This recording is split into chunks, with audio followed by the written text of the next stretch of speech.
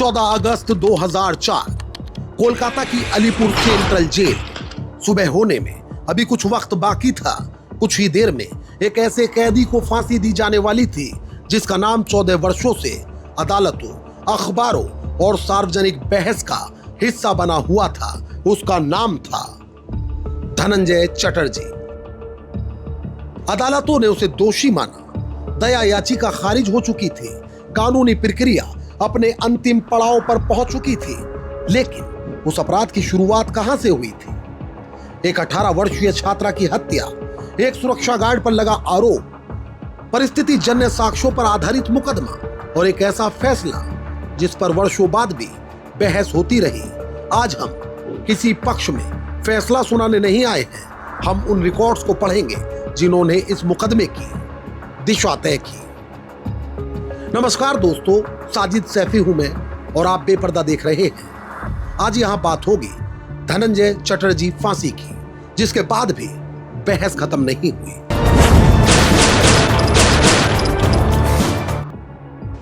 पांच मार्च 1990 कोलकाता का भवानीपुर इलाका। यह इलाका शहर के उन पुराने रिहायशी इलाकों में गिना जाता है जहां बहुमंजिला अपार्टमेंट्स और परिवारों की शांत दिनचर्या आम बात थी।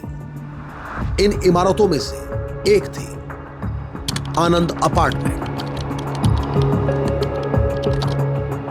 उस दिन 18 वर्षीय हेतल पारेख अपनी बोर्ड परीक्षा देकर घर लौटी थी। दोपहर का समय था। परिवार के बाकी सदस्य अपने अपने काम में बाहर थे। कुछ समय बाद हेतल फ्लैट में अकेली रह गई। बाहर जिंदगी सामान्य रफ्तार से चल रही थी। लोग अपने काम पर जा रहे थे, बच्चे स्कूल से लौट रहे थे और किसी को अंदाजा नहीं था कि इसी इमारत के एक फ्लैट के भीतर कुछ ऐसा हो चुका है जो अगले कई वर्षों तक देश के सबसे चर्चित आपराधिक मुकदमों में गिना जाएगा।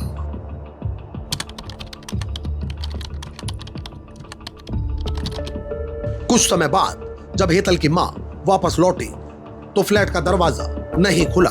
उन्होंने कई बार आवाज लगाई, कोई जवाब नहीं मिला।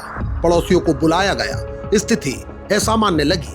आखिरकार दरवाजा खुलवाया गया। जो दृश्य सामने था उसने पूरे अपार्टमेंट को स्तब्ध कर दिया। 18 वर्षीय हेतल पारेख मृत मिली। मामले की सूचना पुलिस को दी गई। कुछ ही देर में आनंद अपार्टमेंट अपराध स्थल में बदल चुका था। पुलिस, फॉरेंसिक टीम, फोटोग्राफर और स्थानीय लोग सभी की नजर अब उसी फ्लैट पर थी। पहले सवाल, हत्या किसने की? क्या हमलावर बाहर से आया था या फिर वह ऐसा व्यक्ति था जिसकी मौजूदगी इमारत में किसी को असामान्य नहीं लगी? यही सवाल इस जांच की पहली दिशा तय करने वाले थे। लेकिन क्या शक अब सबूत में बदल चुका था या पुलिस अभी भी उस कड़ी की तलाश में थी जो पूरे मामले को जोड़ सके? दूसरे अध्याय में हम देखेंगे कि घटनास्थल से पुलिस ने क्या साक्ष्य जुटाई, जांच की पहली कड़ी कहां से मिली और कैसे। एक नाम धीरे धीरे इस पूरे मामले के केंद्र बन गया। वो नाम था धनंजय चटर्जी। आनंद अपार्टमेंट का वह फ्लैट अब एक घर नहीं बल्कि क्राइम सीन बन चुका था। पुलिस ने पूरे फ्लैट को अपने कब्जे में ले लिया। कमरे में मौजूद हर वस्तु, हर दरवाजा, हर खिड़की, हर निशान अब सबूत की तरह देखा जा रहा था, क्योंकि हत्या के बाद अपराधी अक्सर कुछ न कुछ गलती कर बैठता है। उसी गलती की तलाश में एक्सपर्ट्स की टीम भी लगी हुई थी। सवाल सिर्फ इतना था, क्या इस बार भी ऐसा हुआ था? खैर, फॉरेंसिक द्वारा घटनास्थल का बारीकी से निरीक्षण किया गया, फोटोग्राफ लिए गए, फ्लैट का नक्शा तैयार किया गया। जो भी वस्तुएं जांच के लिए महत्वपूर्ण हो सकती थी उन्हें सुरक्षित किया गया। पोस्टमार्टम की प्रक्रिया भी शुरू हुई ताकि मौत के कारण और परिस्थितियों के बारे में वैज्ञानिक जानकारी मिल सके। पोस्टमार्टम रिपोर्ट में जो सामने आया उसने पूरे देश को सन्न कर दिया, क्योंकि 18 साल की हेतल को मारने से पहले रेप किया गया था। अब सामान्य हत्या वाला मामला रेप के बाद हत्या में बदल चुका था। जांच अधिकारियों ने इमारत के भीतर मौजूद लोगों से पूछताछ शुरू कर दी। जांच की शुरुआत में पुलिस ने किसी एक व्यक्ति पर ध्यान केंद्रित नहीं किया। हर संभावना खुली रखी गई। क्या कोई बाहरी व्यक्ति फ्लैट तक पहुंचा? क्या जबरन प्रवेश हुआ था? क्या कोई परिचित अंदर आया था? क्या अपराधी ऐसा व्यक्ति था जिसकी मौजूदगी इमारत में सामान्य मानी जाती हो? यही सवाल अब जांच की दिशा तय करने वाले थे। पुलिस ने अपार्टमेंट के निवासियों, कर्मचारियों, उस दिन ड्यूटी पर मौजूद लोगों के बयान दर्ज करने शुरू किए। किसने किसे देखा, कौन किस समय आया गया, किसकी ड्यूटी कहां थी, किसने आखिरी बार हेतल पारक को जीवित देखा। हर बयान एक टाइमलाइन का हिस्सा बनता जा रहा था। जांचकर्ताओं की कोशिश थी कि दोपहर की हर गतिविधि को मिनट दर मिनट समझा जाए। एक नाम जिसने जांच की दिशा बदल दी। इन्हीं बयानों के दौरान पुलिस के सामने एक जानकारी आई। अभियोजन के अनुसार इमारत में सुरक्षा गार्ड धनंजय चटर्जी के खिलाफ कुछ समय पहले हेतल द्वारा अनुचित व्यवहार की शिकायत की गई थी। रिकॉर्ड के अनुसार उस शिकायत के बाद उसकी ड्यूटी में बदलाव किया गया था। यह जानकारी अपने आप में अपराध का प्रमाण नहीं थी, लेकिन एक जांच अधिकारी के लिए यह एक ऐसा सुराग था जिसे नजरअंदाज नहीं किया जा सकता था।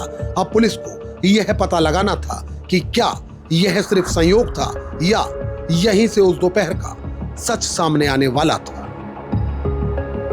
तीसरे अध्याय में पुलिस की जांच सीधे धनंजय चटर्जी तक पहुंचेगी, लेकिन क्या उनके पास केवल शक था या ऐसे तथ्य भी जो उन्हें एक संदिग्ध से आगे ले जा सकते थे?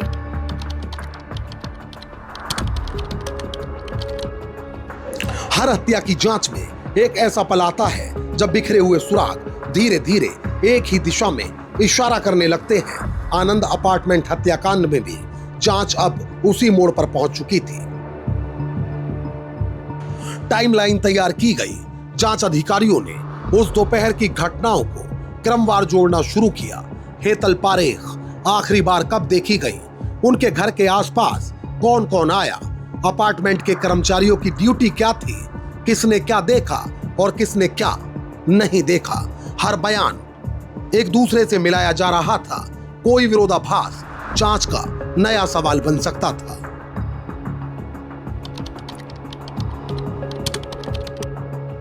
पूछताछ के दौरान पुलिस के सामने एक तथ्य आया। मीडिया रिपोर्ट से ली गई जानकारी के अनुसार अभियोजन के मुताबिक सुरक्षा गार्ड धनंजय के खिलाफ पहले अनुचित व्यवहार की शिकायत की गई थी। रिकॉर्ड के अनुसार उस शिकायत के बाद उसकी ड्यूटी में बदलाव किया गया था। यह जानकारी अपने आप में किसी अपराध का प्रमाण नहीं थी, लेकिन जांच अधिकारियों के लिए यह एक ऐसी कड़ी थी जिसकी पुष्टि करना जरूरी था। अब धनंजय से विस्तार से पूछताछ की गई। उसकी गतिविधियों की, ड्यूटी और घटना वाले दिन की मौजूदगी से जुड़े तथ्यों का मिलान शुरू हुआ। जांच केवल एक दिशा में नहीं चली, बल्कि इस ब्लाइंड केस को सॉल्व करने के लिए मुख्तलिफ दिशाओं में मुसलसल जांच आगे बढ़ाई जा रही थी। यही वह बात थी जिसने इस मामले की जांच को और महत्वपूर्ण बनाया। पुलिस ने केवल एक व्यक्ति पर भरोसा करके निष्कर्ष नहीं निकाला। घटना स्थल से मिले संकेत, पोस्टमार्टम रिपोर्ट, गवाहों के बयान और समय क्रम, इन सभी को एक साथ परखा गया। शायद जांचकर्ताओं का उद्देश्य यह समझना था कि क्या सभी परिस्थितियां एक ही दिशा में इशारा कर रही हैं या किसी दूसरी संभावना के लिए भी जगह बचती है।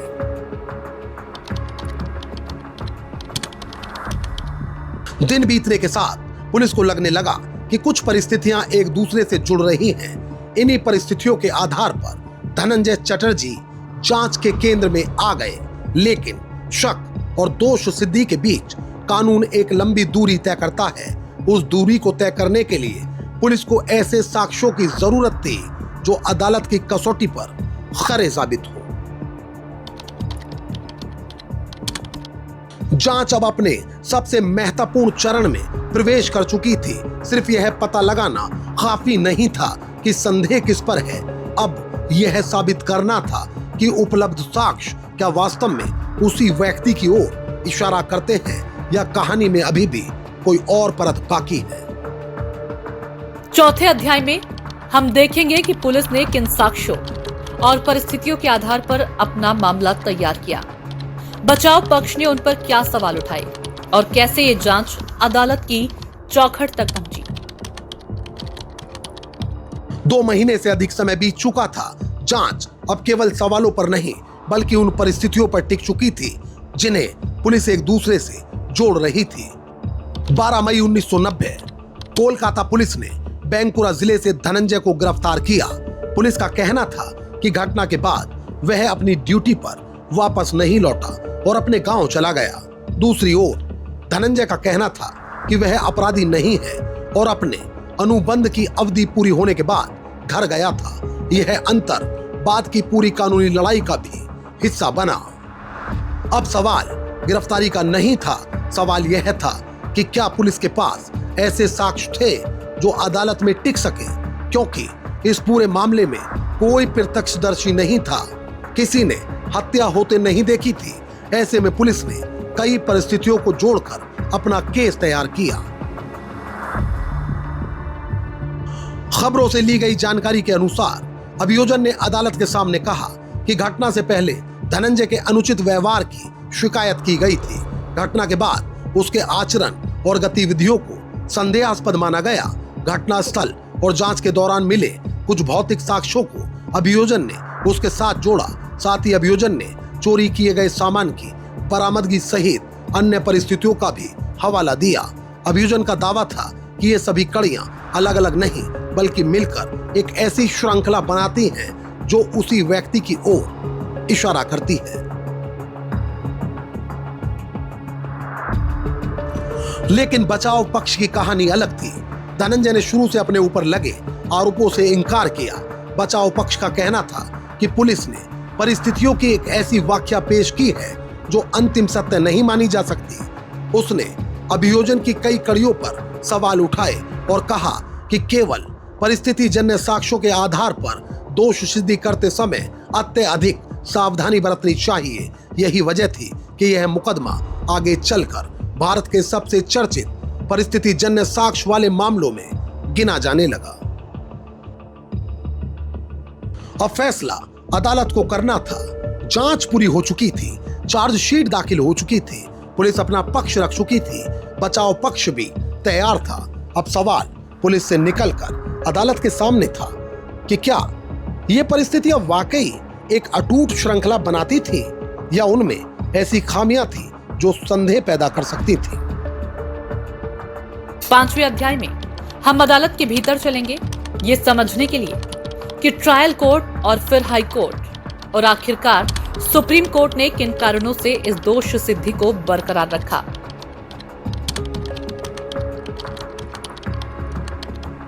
अब तक पुलिस अपनी जांच पूरी कर चुकी थी। अभियोजन ने अदालत के सामने अपनी पूरी कहानी रख दी थी। बचाव पक्ष ने उन दलीलों को चुनौती दी। अब फैसला अदालत को करना था। यह तय करना था कि क्या अभियोजन द्वारा पेश की गई परिस्थितियां इतनी मजबूत हैं कि वे संदेह की उचित संभावना से परे अपराध सिद्ध करती हैं। ट्रायल कोर्ट का निष्कर्ष। रिकॉर्ड के अनुसार ट्रायल कोर्ट ने अभियोजन द्वारा प्रस्तुत परिस्थिति जन्य साक्ष्यों की श्रृंखला का परीक्षण किया। अदालत ने माना कि इन परिस्थितियों को एक साथ देखने पर वे धनंजय चटर्जी की ओर संकेत करती हैं और किसी अन्य तार्किक निष्कर्ष की गुंजाइश नहीं छोड़ती। इसी आधार पर अदालत ने उन्हें दोषी ठहराया और मृत्यु दंड की सजा सुनाई। लेकिन भारत की न्याय व्यवस्था मृत्यु दंड का फैसला यहीं अंतिम नहीं हो जाता। मामला कलकत्ता हाई कोर्ट पहुंचा। यहां केवल सजा ही नहीं, पूरे मामले को दोबारा कानूनी समीक्षा के तौर पर देखा गया। बचाव पक्ष ने ट्रायल कोर्ट के निष्कर्षों पर आपत्ति जताई। अभियोजन ने अपने साक्ष्यों का बचाव किया। रिकॉर्ड के अनुसार हाई कोर्ट ने भी ट्रायल कोर्ट के निष्कर्षों पर सहमति जताई और दोष सिद्धि तथा मृत्यु दंड बरकरार रखा। इसके बाद मामला सर्वोच्च न्यायालय पहुंचा। यहां मुकदमे का सबसे महत्वपूर्ण चरण था। सुप्रीम कोर्ट ने उपलब्ध रिकॉर्ड, साक्ष्यों और दोनों पक्षों की दलीलों की समीक्षा की। अपने निर्णय में न्यायालय ने माना कि इस मामले में प्रस्तुत परिस्थिति जन्य साक्ष्यों की श्रृंखला पर्याप्त है और दोष सिद्धि को बरकरार रखा।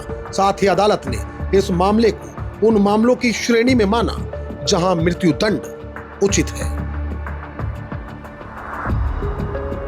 लेकिन कहानी अभी खत्म नहीं हुई थी। सुप्रीम कोर्ट के निर्णय के बाद भी धनंजय के पास संवैधानिक अधिकार बाकी थे। दया याचिका दायर की गई। देश भर में मृत्यु दंड को लेकर बहस तेज हुई। कुछ लोगों ने अदालत के फैसले का समर्थन किया, कुछ ने मृत्यु दंड और परिस्थिति जन्य साक्ष्यों पर गंभीर सवाल उठाए। अब यह मामला सिर्फ एक हत्या का मुकदमा नहीं रह गया था। यह भारतीय न्याय व्यवस्था, मृत्यु दंड और न्यायिक प्रक्रिया पर राष्ट्रीय बहस का विषय बन चुका था। अगले और अंतिम अध्याय में हम जानेंगे 14 अगस्त 2004 की वह सुबह जब अलीपुर सेंट्रल जेल में धनंजय चटर्जी को फांसी दी गई और उसके बाद क्यों ये मामला अदालत के फैसले के बावजूद सार्वजनिक चर्चा में वर्षों तक जीवित रहा। करीब 14 वर्षों तक चली जांच, मुकदमे और अपीलों के बाद धनंजय को अदालत द्वारा सुनाई गई मृत्यु दंड की सजा पर अमल किया गया। उनकी दया याचिका भी खारिज हो चुकी थी। भारतीय न्यायिक प्रक्रिया के सभी उपलब्ध कानूनी चरण पूरे हो चुके थे। कानून की नजर में यह मामला यहीं समाप्त हो गया, लेकिन समाज की नजर में नहीं। फांसी के बाद देश भर में मृत्यु दंड को लेकर नई बहस शुरू हो गई। कुछ लोगों का कहना था कि अदालतों ने उपलब्ध साक्ष्यों और कानून के आधार पर निर्णय दिया और न्यायिक प्रक्रिया का सम्मान होना चाहिए। वहीं कुछ कानूनी विशेषज्ञों, मानवाधिकार कार्यकर्ताओं और लेखकों ने सवाल उठाए कि परिस्थिति जन्य साक्ष्यों पर आधारित मामलों में मृत्यु दंड देते समय अत्यधिक सावधानी बरती जानी चाहिए। इन बहसों में न्याय व्यवस्था, साक्ष्यों, मूल्यांकन और मृत्यु दंड उपयोगिता जैसे व्यापक मुद्दे भी शामिल हुए। ध्यान देने वाली बात है कि इन चर्चाओं के बावजूद धनंजय चटर्जी के मामले में न्यायालय का निर्णय कभी पलटा नहीं। रिकॉर्ड में वही निर्णय आज भी प्रभावी है। इस मुकदमे ने क्या सिखाया? यह मामला केवल एक रेप और हत्या का मुकदमा नहीं था। इसने कई बड़े सवाल हमारे सामने रखे। क्या परिस्थिति जन्य साक्ष्य किसी व्यक्ति को दोषी सिद्ध करने के लिए पर्याप्त हो सकते हैं? ऐसे मामलों में अदालत किन कसौटियों पर साक्ष्यों को परखती है? और जब सजा मृत्यु दंड जैसी अंतिम हो तो न्यायिक जिम्मेदारी कितनी बढ़ जाती है? इन्हीं सवालों ने मुकदमे को भारतीय न्यायिक इतिहास के सबसे चर्चित मामलों में शामिल कर दिया।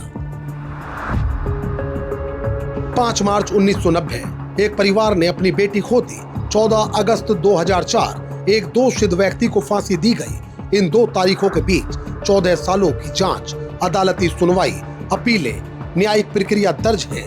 लेकिन इस केस ने एक और बात सिखाई। अदालतें फैसले सुनाती हैं, इतिहास उन फैसलों पर होने वाली बहसों को भी दर्ज करता है। हमारा काम उन बहसों में पक्ष चुनना नहीं, हमारा काम रिकॉर्ड पढ़ना है, तथ्यों को समझना और सच की हर परत को बेपर्दा करना है। अगर आपको यह डॉक्यूमेंट्री तथ्यपूर्ण लगी हो तो आप चैनल को सब्सक्राइब करें, क्योंकि यहाँ हम सनसनी नहीं बेचते बल्कि रिकॉर्ड की परतें खोलते हैं। दीपक द्विवेदी और मोहित भाटी के साथ अमजद राना, क्राइम स्टोरीज अड्डा।